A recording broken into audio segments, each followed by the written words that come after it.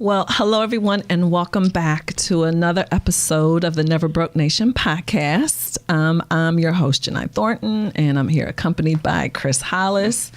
And I cannot even begin to tell you, Chris, how excited I am. I already know. I know. I'm like, I swear, this is like one of my favorite topics of all time. Mm-hmm. So we're talking about financial aid today. Yes. We're going to talk about student loans. We're talking about financial aid. And we have a very, very, very special guest with us today, Miss Ashley Davis. Yay, Ashley. Welcome. Yay, welcome. She's in Graduate Financial Aid Services at Georgia State. Mm-hmm. Tell us your exact title over there. Graduate Financial Services. Graduate Financial Services. Okay, but you're the, what did you say? The Graduate Communications Manager. Okay.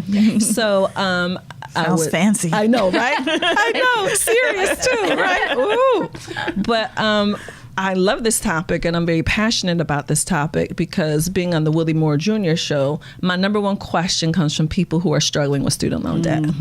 So I hear it all of the time. So as someone who's gone to college, who's put 2 children through college, having an opportunity to, for people to come and bear their problems and tell me stuff, I hear about student loan problems more than anything else. Mm-hmm. And it's devastating because people are stuck. And a lot of times I'm thinking, I don't know how in the world they're going to get out of it. Yeah.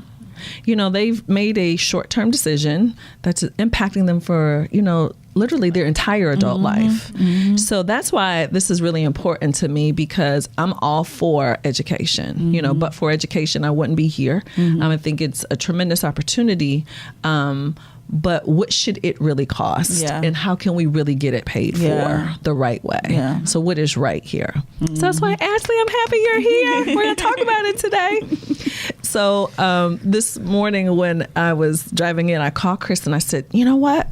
I want to start talking about adult students, not even connecting the fact that you really focus on graduate students. I'm like, even better, because most people are focused on young people, high schoolers. Absolutely. So I really want to start with the adult learners, those people who want to go to graduate school, or maybe adults who, just said, I want to go back, or I never even started, and I'm in my 30s or 40s or 50s or whatever it is. So let's kind of start in that area. Okay, yay. So for people who want to return to school, or adults who are embarking on education for the first time, is the process different for them from a financial aid perspective, or is it the same as the high schoolers? It's really the same, but much easier because it's very straightforward. And because graduate school, there's not as much offered. So for a student who's in high school or an undergrad that's coming in, there's Pell Grants, there's tuition equalization grants, Hope scholarships, things of that nature, and it's not offered at a graduate level. You're strictly looking at unsubsidized Stafford loans. So, a lot of times students think that they can still get those grants and they're just not offered at a graduate level. You can get scholarships if the school has scholarships, or if you've obtained an outside scholarship. But for the most part, you're looking at unsubsidized Stafford loans or Graduate Plus loans. So it's very straightforward. You do your FAFSA, you're eligible or you're not, and you get packaged and move forward. Wow. So it's like loans or scholarship money, or you're going to have to pay for it yourself. Yeah.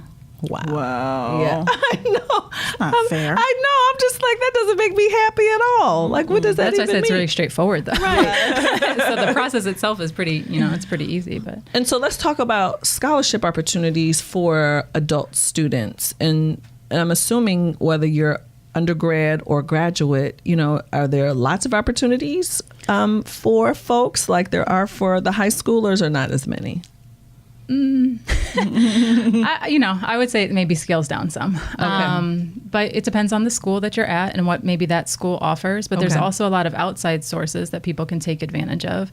There's different websites that you can go to, write scholarship, essay letters, things of that nature, and apply, local churches. And then a lot of our students are also using their human resource departments and, through their jobs for the adult learners and getting tuition reimbursement, or they're paying. I've had some that pay, for the full semester for their students, as long as they maintain the right grades to keep it. Right. Yeah. Leveraging HR. Absolutely. Right. That's a good idea. And sometimes there's some contingencies there. You got to work for a certain amount of time or things of that nature. But usually they're investing in their employees. Right. Very nice. So for, people who are really struggling with student loans, what advice do you have for people so they don't get in that situation? I think being responsible, and that starts in undergrad. And I don't think that we really think about that when we're, parenting our children through financial aid, but really putting some responsibility on them because this is their first real adult experience, going to college and managing this money that they're borrowing. So I would really say being responsible because it's often, life happens and sometimes we're in school during transitional periods. And sometimes that requires, us to use refunds in ways that we wouldn't necessarily want to. And that can get us in a hole. It really can. So when you say be responsible, like what do you mean by being responsible? Like don't do what? Okay, so as a graduate student, you can borrow up to $10,250 a semester. If your tuition only costs $4,000, you really don't need to be getting a $6,000 check. But a lot of students are getting a $6,000 check. So, right then it seems okay, but that's money that you're going to have to pay back later. So when you multiply that by 3 and 4 and 5 and 6 semesters, you can do that. Right. You want but to in take the long run, more money. Yeah, exactly. So take what you need. Exactly. Right. So basically you're seeing people who are borrowing money to fund their life and their lifestyle, not necessarily just to pay for school. Correct. Okay. Yeah. Now, forgive my ignorance on this, but I noticed you were saying for graduate students, there's not a lot of opportunities out there. So what about for people who are adults, but they're not graduate students, they are just deciding to go back, they're freshmen, but they're adults? Yeah, so I mean, is it the same thing? So there's still aid that's available to them. It's determined based on your grade level. So a freshman would be eligible to a lesser amount than a senior, but there's still definitely aid that's out there and that's available to them. So I don't think that's an ignorant question by any means. If you've never dealt with it, you don't have a reason to know. So there is still aid. They can still do their FAFSA. I mean, that's the thing that anyone needs to do. If they want to receive financial aid, you have to get your FAFSA application done, and that's available now for next year already. So a freshman is a freshman, whether it's an 18-year-old freshman or a 40-year-old freshman. Everything, all the ruals are the same. That's good to know, though. So you can compete with the young people, the kids, for that money, right? The only thing would be if you're dependent or not. Gotcha. Because if you or I were going and doing an undergraduate degree, we would automatically be independent students. Whereas if an 18-year-old was going, they're still going to be dependent on their parent. Right, and their parents' information. Okay. Exactly. Gotcha. Exactly. So tell us now, what is financial aid? How do you define that? So, I mean, it's basically money that students are able to use, whether it's government-backed, like your federal funded aid, or merit-based scholarships, basically helping you to fund your education. So are student loans technically financial aid? Absolutely. Yeah. And see, I think that's a part that people don't understand. They do not. Yeah. So I know when people get, what do you all call those? You get your award letters. And, I've seen young people's award letters and, they may have the Pell Grant, then they have this line for, the Stafford loan. That's a loan that you have to pay back, but that's still considered financial aid, though. And they'll call and say, I just want financial aid. Right. And that's what you got. It is financial aid. Right. Speaking of that, what are the different types of financial aid that are out there? So you have your subsidized loans, your unsubsidized loans. Basically, one's accruing interest while you're in school and the other one's not. The unsubsidized loan is accruing interest throughout the life of the loan. There's Graduate Plus loans that students can use for graduate students to kind of supplement the difference. There's also Parent Plus loans, which is basically the same concept, but for a dependent student. So your parent can help fund your education. And then there's scholarships, which are going to be your merit-based aid or gift money. And so those are going to be scholarships. There's even, Hope scholarships here in Georgia, things of that nature that students can potentially apply for and qualify for. And grants, would that be a part Pell of Grants, financial yep. aid? Thank you, Pell Grants as well. Yeah. And so that beginning of the process, though, all roads begin with the FAFSA. Absolutely. Okay. If you don't have a FAFSA done, there's nothing we can do about financial aid. Okay. Got it. Financial aid. I think a lot of people, like you were saying earlier, they think that it's free. Right. But not really realizing that the student loan portion is, how would someone know that? How how can someone be educated or know what's needs to be paid back and what does not? Definitely, asking the right questions and working with your financial aid team. Whether you're an undergrad or graduate school, you have a financial aid team that's there, that's getting paid, and that needs to, be able to answer those questions for you. So they do need to utilize those absolutely, people. Absolutely. And that should be right from the start. I wouldn't want to see someone get through the admissions process and classes start next week and you still don't really know how you're paying for school. Right. Those are conversations, but it happens. It really does. It happens. Yeah, and I've seen people under a tremendous amount of duress or stress just doing whatever they have to do to get their child in school. Yeah, and that's where the slippery slope begins. Absolutely. Yeah. Now, one thing you mentioned is merit-based aid versus need-based. Can you explain to our listeners what the difference is? Sure. So your merit-based aid is going to be based on, grades, essentially. What kind of grades you've had in the past. If you can qualify for certain scholarships, like the Hope Scholarship, you have to maintain certain GPAs in high school to even be eligible for that. Okay. Whereas your need-based aid, they're looking at your cost of attendance for the school for that year, and whatever aid is going to be left from that, that's where you're getting your, they call it an estimated family contribution, and that's the number that's being used to determine if you're Pell eligible or not for an undergrad student. Not for, for a graduate student, it's irrelevant. You get unsubsidized aid, and that's what you get. Right. No Pell for graduate students. It doesn't matter if you're, a millionaire or not. Right. It's all the same for grad. Now let's talk about the expected family contribution. What does that mean? I remember going through the financial aid process, and my mother would always complain, I don't know why these people think I could pay all this money, and I really can't. Like, she felt that they expected her to pay more than what she could literally financially was capable of doing. So how was that number derived? I mean, it's a very complicated process with the actual FAFSA itself. But they're going to be looking at things like your tax returns, how many people live in the house that you're supporting or not supporting, but how many people are in the household and in the family, how many of those are dependents of yours. There's multiple questions like that. They may even ask for asset information if you have any of that, and that's all going to be used and derived to determine what your expected family contribution is going to be. And is that like a dollar amount, or is that like a score, the expected family contribution? Yeah, it's a number. It's a number. Yeah, it's not a dollar amount, but that number does determine then what you're eligible for in Pell Grant, if you're eligible for anything. If you come back with a 0 EFC, expected family contribution, then you're eligible for the most in Pell Grants. But if it's a higher amount, then you may not qualify at all, or you may get 50% of that. So do they ask you about any of your expenses? Because it sounded like you just said they just asked about not income. Necessarily expenses, but they are going to look at your taxes though. Okay. So they're going to be looking at what you're bringing in. That's why they think you pay They're not asking me how much my mortgage or my car note or my car insurance is. Right. No, it's just how many people you're responsible for. Though. How many are in your family? I would have put 20. That's how many about are in how school much too. my mortgage costs. It's the equivalent. Not 20. Be careful of her if she's filling out a FAFSA. No, that is funny. The equivalent of my mortgage. Right. People don't do that. I know, but you can see. I can see where that would be. That's like not getting a full picture. Right. You know what I mean? Sure. If they're only asking about what's coming in and not what's going out. Right. You know what I mean? Yeah. So, yeah. I don't understand the math or the science behind it, but I know, like I said, forever ago, my mother complained about it, and I hear parents say the same thing too. Like, how am I supposed to afford what they say that I can afford? Right. Mm-hmm. Yeah. That's a part that's a little difficult. So when you talk about, we've talked about this whole expected family contribution, and we're talking about the Pell Grant.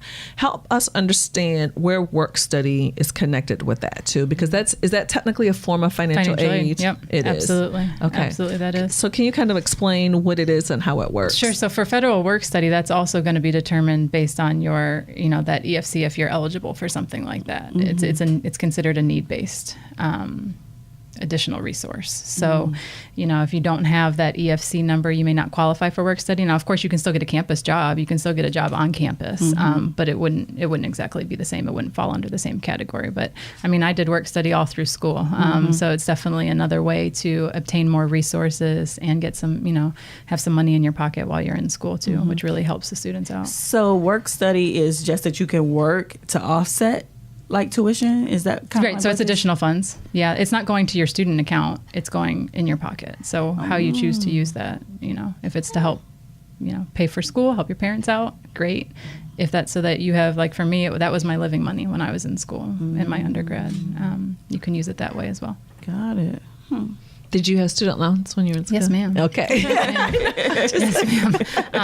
And I think it's, it's kind of one of those things you got to live through it to be able to help people correctly. Yeah. And we're constantly reminded of that. So now I can have better conversations with other people younger than me, or even, even older sometimes that are in school. And, this is the real deal. Right. Maybe this is what you have to consider, because when graduation approaches, they don't hesitate to send you that letter. Life starts payments are going to start. Yeah, exactly. Life gets very real really quickly. So what happened if you do your financial aid and, what happened if you get like a what am I trying to say? Like a change to your income or to your parents' income? Like what happened if they get laid off or something like that? How does that typically that's not going to roll around until the next year when you're doing your new FAFSA application. So you don't have to. You can just do that whatever based on the quarters or the semesters. Yeah, the FAFSA is annual.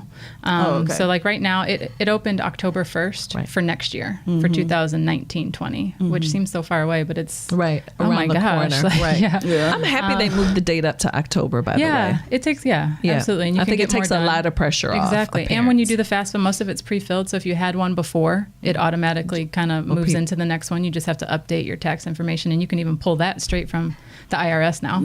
So it's very user friendly. It is very, very user friendly. But that's an annual process. And so we're saying FAFSA. What does it mean? Free application for federal student aid. Okay. So the date is important. October 1st, it became available. And when I tell people all the time, like, please don't wait. Right. Like you should be done before Thanksgiving. Yeah. Absolutely. At the latest. Because it's first come, first serve, right? Well, in undergrad, there's certain aid that is. Yeah. It really is. And they only have an allotment of a certain amount, and it is first come, first serve. But for your loans and stuff, that you're still going to be eligible for. Of course, yes. Always available. Right. Do that the week before, and if it gets processed in time, you're still good. How convenient. Right. And so where do people go to complete the FAFSA? So it's www.fafsa.ed.gov. And you got to make sure you're not going to .coms and things like that, because they're... Yeah. Please make sure. You never have to pay to get the FAFSA completed. There's a lot of interesting stuff out there on the internet. Please only go to that one particular site. Free application. Free 99. Right. Ask about the app. Yeah. Because you sent me that information. Yeah, I don't remember the name of it, but I just recently heard about an app that you can use to complete your FAFSA. Yeah, and so that's new. Yeah. That's new. So we haven't had too much experience with that yet. I don't even know if it's fully all the way rolled out, but I believe it was for this academic year. Yeah. Right. And I think it's, trying to meet people where they are and become user friendly. I mean, people on their screen time, they're on their phones 24/7. So why not have an app to make it easy and seamless? And everything pretty much is done electronically. Like I said, you can even pulling it in, right? Yeah, absolutely. Okay. Yeah, absolutely. And I think that was their goal of trying to meet people where they are. When I heard the person rolling it out, that's what they were saying. Like people can do it like while they're at the park. Right. What I mean? There's no reason not to do your FAFSA. Exactly. If you're planning to go to school, there is no reason not to get your FAFSA done. Exactly. It is a critical step one. And I know, and I'm sure you all at Georgia State tell people the same thing. Even if you think that you don't qualify, you should still complete the FAFSA. Absolutely. Yeah, because I think you just never know. I think people take themselves out and say, oh, there's no way I'm going to get anything. But I even know scholarships that weren't, that weren't need-based, that you had to have the FAFSA completed. I was about to say that, yeah. So it's the starting point for everything. So I think people just need to have the mindset and put it in their calendar, be ready in October to go ahead and get that done. Yeah. Again, in a perfect world, you should be done in October. But for people who are listening post that time, pre-Thanksgiving, I think ultimately is the date. You want to be done by then. And didn't you say something about you can use, which return would you use in that case? So now it's 2 years back. Before it was just whatever your last return was, but now you can go 2 years back, which makes it even easier because, you should have that accessible. So for now, you would use your 2017 return. Correct. Yes. Got it. Yeah. So we're in 2018. You would use your 2017 return, but it's for the because it's for 2000. No, 17. 2 years. But it's for the 2019 school year. Oh, okay, yeah, got so technically it is 2 years back. Yeah. See, I just helped y'all. I just helped somebody. I just helped somebody. Thank you, Chris. Thank you. Clarifying point there. Definitely. I just helped somebody. The only students that really don't need to be worrying about it would be our international students because they wouldn't qualify for it. International students don't qualify for financial aid. So what would they do? So how do they get money for school? Because a lot of schools have a lot of international students. Yes, we do. We have a ton. A lot of international students are paying their way through school. And part of that process is even showing that you have the funds available to be, in the States and to be studying. But there are some private lenders, very few and far between, that offer to international students, but typically they have to have a co-signer that's here, and that's a citizen. I just assumed because, yes. Yeah. Like there's... Yeah. Like a special pool of money, or I'm sure they're still eligible for scholarships. Yes, absolutely. So, okay, absolutely. gotcha. Okay, that makes sense. Yeah. So they probably get like the merit-based type of situation. Potentially. A couple more things I wanted to ask you about this FAFSA. So for those folks who are first generation, intimidated by the FAFSA, can they go somewhere to get help? Yeah, you can definitely use your resources in your financial aid office. Now, they can't do the FAFSA for you by any means, but they can definitely help you walk through the process. And I did that a lot, in my undergrad experience, where there would be computer labs set up, and if questions came up, they could ask, and we'd have students come in with their parents. Really? Yeah. Right. And, just be able to kind of navigate that process for them, because it is confusing. I mean, if you've never seen it before, it is intimidating and it can be confusing. So that's why you need to take advantage of those resources. Now, what about parents whose children have applied to lots of different schools and they're not sure exactly where the child's going to go? Sure. So can they lean on a school, before they've actually committed to the school? Is there another outside source for help? Well, you can input multiple school codes. So every school, every university or college has a school code, and they can input multiple school codes into their FAFSA, so that all, if they're applying to 6 different schools, all the schools can have access to their information. Right. But what about getting help though? So if your child hasn't committed, where can they? Yeah, where can they go to get help? Well, I know, if it's your high schoolers, most of the time your guidance counselors and stuff, they have something in place, to help students with that. I'm sure that there are some outside resources that offer that. I would just potentially be a little bit leery of where you're going and making sure that it's a reputable and again, free too. Yeah, you should never have to. You should not have to pay for help. No. Besides financial aid, excuse me, is there any way you can go to get free money? And I know that's free money. Almost like what do you mean, like scholarships? Well, or what? Places where they can give you money to also go to school. I mean that. That means no. I want to know what that is too. Like, what is she talking? Your free money. Like places that if you go and write an essay, if you go and do something, they give you $500 here. Scholarships. So those are going to be scholarships. Yeah. So there's plenty of that's out there online, and there's plenty of essays that you can write. Everybody from different nationalities and different upbringings can apply for that kind of thing. But it's not like an organization that you can just walk into and fill out some paperwork. Right. But what websites or stuff are those? Did you know? I know that. Yeah, I FastWeb is one. That was the first one that I was going to think of. Yeah, FastWeb. FastWeb. Go there. Yeah, that's one. I can get back to you on that. Yeah. Okay. One thing though that I always try to tell people, obviously I think people need to leverage their financial aid office for sure, but people need to have different discussions with the department, their school, because I've had the experience of being able to find out at the department level, if you're an accounting major or engineering major, what scholarships the specific schools are offering. So it's not like you're not going to get different federal aid from the different departments, but at least it's good for them to know who you are.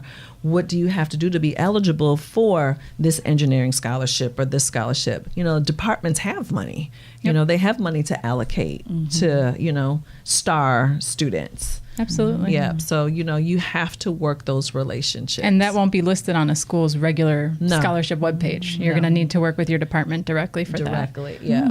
And even for our graduate students, there's like graduate research assistantships that are out there as well that helped with your cost as well. That's how I got through graduate school. Oh, okay, great. From day one, I had a research assistantship, and I don't know how I could have gotten through school. Yeah, it's a they blessing. paid all of my tuition for me. Yeah. Yeah. So I only had to pay my own housing. Okay. My tuition was 100% paid because of Beautiful. that. Yeah. Beautiful. So high five. Thank you. Research assistantship. Yes. Thank you very much. So we'd like to thank Ashley Davis from Georgia State again for being with us and teaching us so much about financial aid. Ashley, can you let people know how they can get in touch with you? Sure. They can reach me. My email is adavis249@gsu.edu. Okay. So everyone, thank you again so much for tuning in to the Never Broke Nation.